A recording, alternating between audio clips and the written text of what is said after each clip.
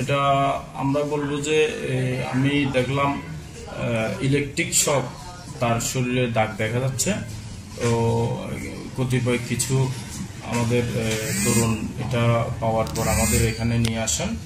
তো আজকে যদিও বা আমাদের অফিসিয়ালি আপডেট, তারপর আমরা ইমার্জেন্সি সেবার ক্ষেত্রে থাকি, সেভাবে কিছু ওরাল স্যালাইন দেওয়া হয়েছে, এনএস দেওয়া হয়েছে। তো আপাতত আল্লাহর রহমতে এটি মোটামুটি ভাবে সুস্থ আছে। এখন আমাদের দায়িত্ব হচ্ছে যে এটা আমরা যত দ্রুত সুস্থতার সাথে বন বিভাগের কাছে যদি আমরা হস্তান্তর করতে পারি, সেটাই হচ্ছে এখন আমাদের মূল লক্ষ্য। ঠিক আছে। হঠাৎ লোহার দোকানের সামনে লাভ দিচ্ছে ছাদের উপরে, তখন তার সাথে এই যে বাস্ত হয়ে গেছিল আর কি, এই অবস্থা পড়ে গেছে নিচে পড়ে আহত অবস্থায় অনেকক্ষণ শুয়েছিল।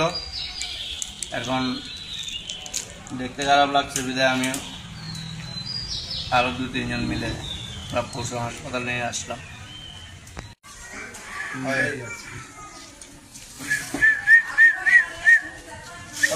সময় লাভ নাই, উদ্দেশ্য মারাতে হবে।